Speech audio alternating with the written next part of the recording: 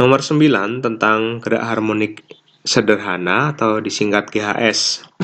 Sebuah bandul bermasa 100 gram disimpangkan sehingga ber-GHS. Disimpangkan itu seperti ini, disimpangkan kemudian dilepaskan. Bandul akan bergerak bolak-balik ya atau ber-GHS. Dengan persamaan simpangan Y sama dengan 0,25 sin 20 pt meter. Tentukan A amplitudo, B frekuensi, C periode, D simpangan maksimum, E simpangan saat T sama dengan 0,1, F persamaan kecepatan, dan G persamaan percepatan. H itu untuk mencari juga gaya pemulih ya. Gaya pemulih itu yang menyebabkan bandul ini dapat selalu bergerak bolak-balik ya. Oke, ini pertanyaan tadi.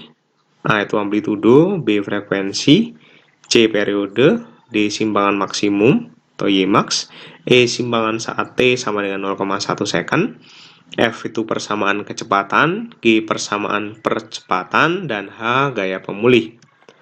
Oke, kita tahu bahwa persamaan simpangan Y sama dengan A sin omega T. Dari sini kita tahu bahwa A-nya ini sama, A itu sama dengan 0,25, A itu amplitudo. A sama dengan 0,25 meter atau sama dengan 25 cm ya. Omega itu sama dengan ini, omega T, omega 20 pi ya. Kita tahu bahwa omega itu sama dengan 2 pi F ya, maka F sama dengan omega per 2 pi.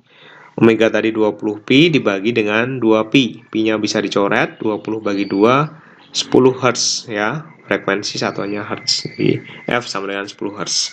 Periode itu sama dengan 1 per F. 1 per 10 sama dengan 0,1 second. Untuk mencari Y max, Y maksimum, sebenarnya kita tahu simpangan maksimum itu terjadi sebenarnya ketika nilai sin ini sama dengan 1. Ingat, nilai sin atau cos itu maksimal itu ketika nilainya 1 atau dan minimal 0 ya. Jadi ketika maksimum itu nilai sinnya sama dengan 1. Jadi Y max-nya itu akan sama dengan 0,25 meter atau sama dengan 25 cm. Sebenarnya kesimpulannya amplitudo itu akan sama dengan simpangan maksimum ya, akan sama. Oke, yang E simpangannya saat T sama dengan 0,1 second ya. Kita masukkan T-nya ke dalam persamaan simpangan. Berarti Y ketika T-nya 0,1 second sama dengan 0,25 kali sin 20 pi T. T-nya kita ganti dengan 0,1 ya, sehingga menjadi 0,25 sin 0,1 kali 20 kan 2 pi ya, sin 2 pi. Pi itu 180 ya, ini dalam radian. Kita rubah dalam derajat kalau kalian lupa. Jadi 0,25 kali sin 2pi berarti menjadi sin 360. Sin 360 itu adalah 0 ya. Jadi 0,25 kali 0 ya. Jadi saat T sama dengan waktunya 0,1 second, simpangannya itu sama dengan 0. Jadi dia ada di tengah-tengah di sini ya. Saat 0,21 second itu ada di sini ya. Oke. Kecepatannya gimana? V sama dengan persamaan kecepatan. V sama dengan ya A kali omega cos omega T. Maka V sama dengan 0,25, omeganya tuh 20 pi ya. Jadi dikalikan 0,25 kali 20 ya, cos 20 pi T. 1/4 kali 25 ya, berarti V persamaan kecepatan V sama dengan 5 cos 20 pi T meter per second ya. Misalnya ditanyakan berapakah kecepatan maksimumnya. V maksimumnya berarti nilainya ketika maksimum itu ketika nilai cosnya kan sama dengan 1. Berarti V maksimumnya adalah 5 meter per second. Itu terjadi di mana? Ya, kecepatan maksimum itu terjadi ketika dia ada di sini di tengah-tengah ya, tadi saat simpangannya sama dengan 0 ya, di sini ya. Oke, yang kedua yang G persamaan percepatan ya. Percepatan atau A acceleration sama dengan mean A kali omega kuadrat kali sin omega T. Maka A sama dengan min ya 0,25 kali 20 pi kuadrat sin 20 pi T. A sama dengan min 0,25 20 pi kuadrat itu jadi 400 pi kuadrat sin 20 pi T. Maka A sama dengan 0,25 kali 400 pi kuadrat sin 20 pi T, sehingga A atau persamaan percepatan itu adalah min 100 pi kuadrat kali sin 20 pi T meter per second kuadrat ya. Kemudian gaya pemulih F itu sama dengan M kali A ya. Kita tahu tadi M-nya itu adalah 100 gram atau 0,1, jadi kita tinggal masukkan saja M kali A.